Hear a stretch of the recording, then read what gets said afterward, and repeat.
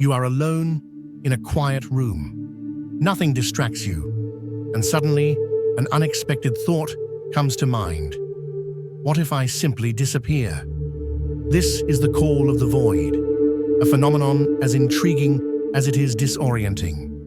It arrives like a whisper from the abyss, like an echo from the depths of our consciousness, contradicting our instinct for survival. It arises precisely in the moments when we are most connected to ourselves.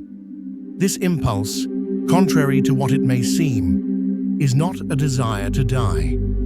It is a harsh reminder of the vastness of our freedom and the fragility of our existence. It is like standing at the edge of a cliff, feeling an overwhelming urge to step forward. It is not the desire to fall, but the awareness that the power to act lies entirely in your hands. Psychologists and philosophers have discussed this phenomenon for generations. Some believe it reflects our subconscious, testing the boundaries of our relationship with life and death.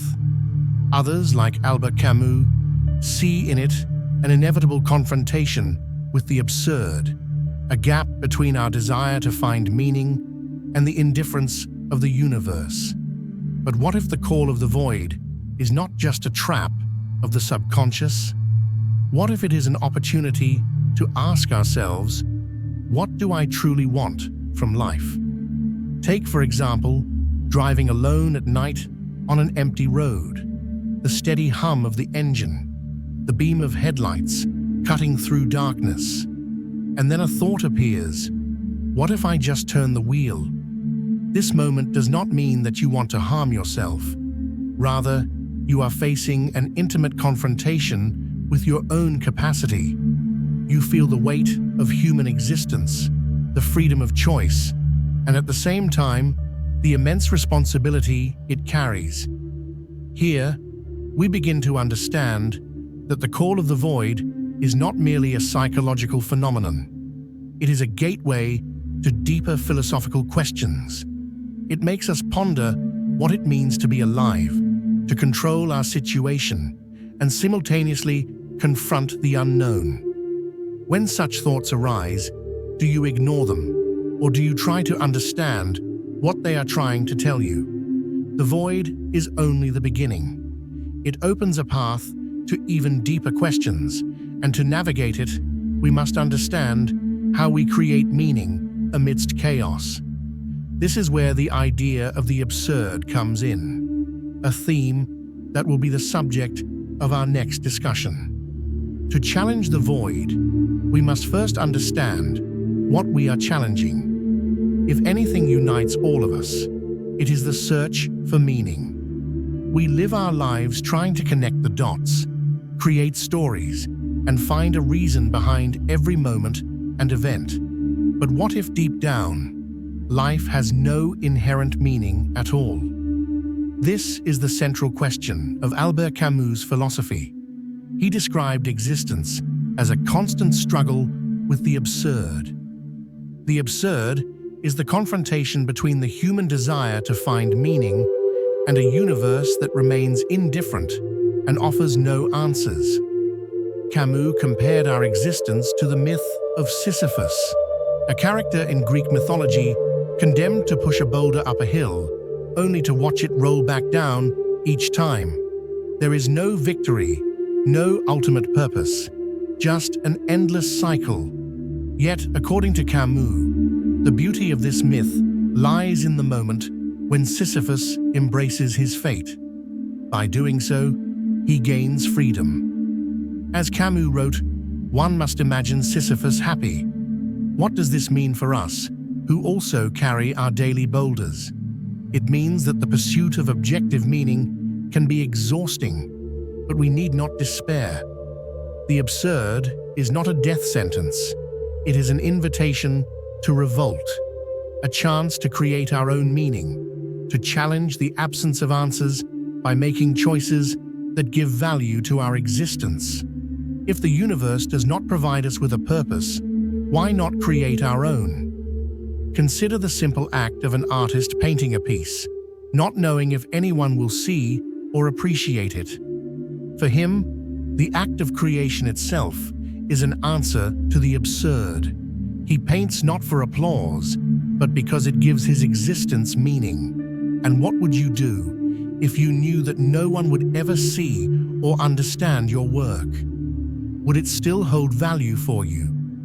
Camus encourages us to find joy in the process of life itself, even without guarantees. He urges us to approach life not as a problem to be solved, but as an experience to be lived. When the void calls, perhaps it is simply asking us, how will you choose to spend your time here? In answering that question, we may discover that meaning lies precisely in that choice. Yet Camus leaves an open question. Where does this freedom of choice come from? Is it inherent to our existence, or is it merely an illusion created to comfort us? At this point, Kierkegaard enters the discussion, offering a perspective beyond the absurd, focusing on the paradox of freedom and the weight of our choices. This is what we will now explore. Kierkegaard, one of the fathers of existentialism, believed that freedom is simultaneously our greatest gift and our greatest source of suffering. For him, the call of the void is not just a confrontation with the absurd, but a reflection of the immense burden of freedom. When we face the abyss, we truly feel the responsibility of being free to choose, even our end.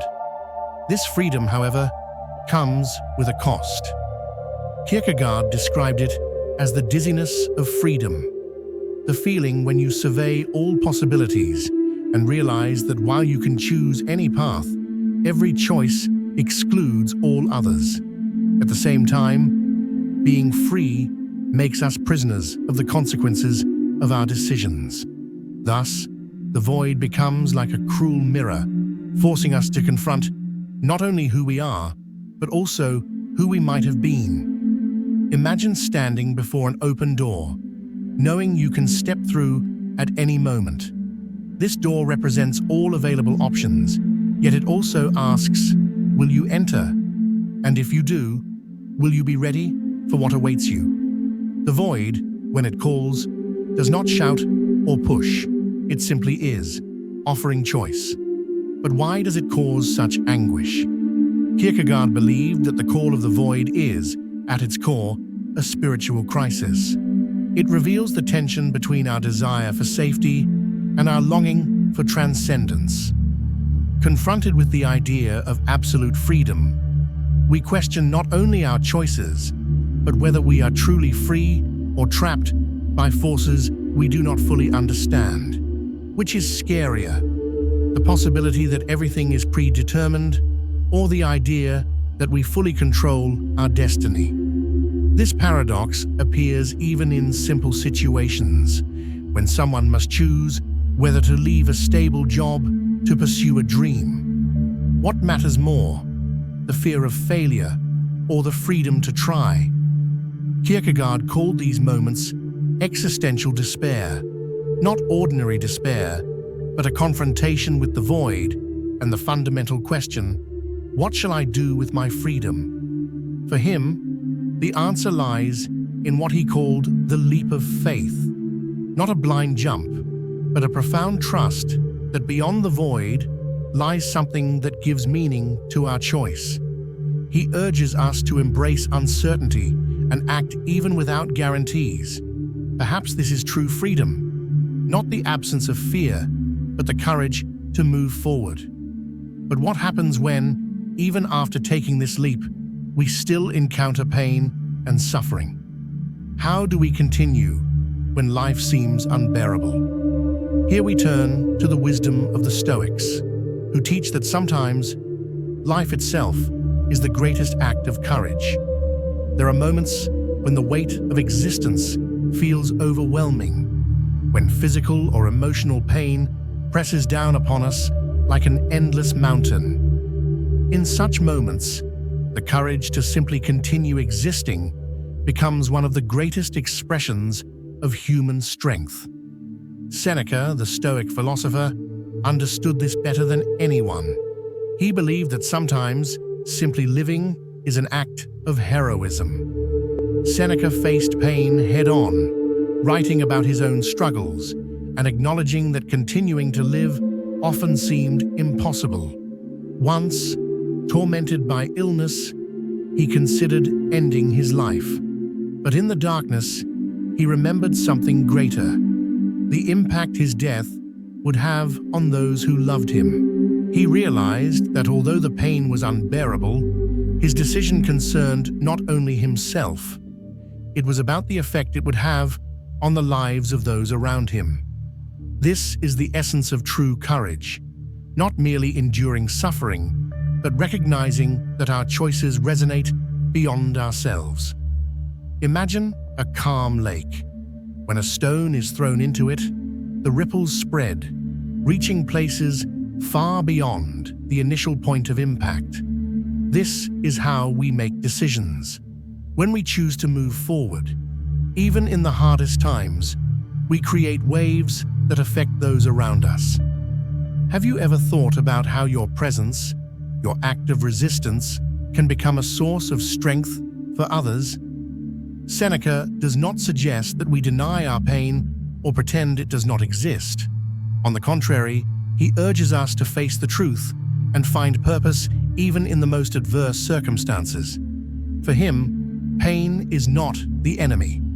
The true enemy is the refusal to seek meaning and connection, even in the face of suffering. Imagine a person struggling daily.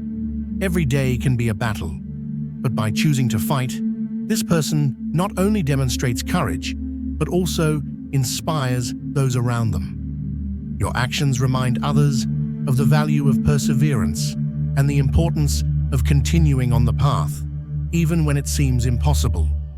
This Stoic perspective challenges us to reconsider our relationship with suffering. Is pain merely something to avoid, or can it become a catalyst for growth and connection? Seneca teaches that living courageously does not mean ignoring the void, but embracing it and finding the strength to continue, even if tomorrow is uncertain. Perhaps this is the ultimate answer to the call of the void, not to run from it, but to acknowledge that it is part of the experience of life. We are defined not only by moments of happiness or success, but also by how we confront fear. By accepting this, we gain not only courage, but also purpose. So, as we approach the end of this reflection, the inevitable question arises: what will you do with the call of the void? Will you face it head-on, using it as an opportunity for growth and connection? Or will you continue to perceive it merely as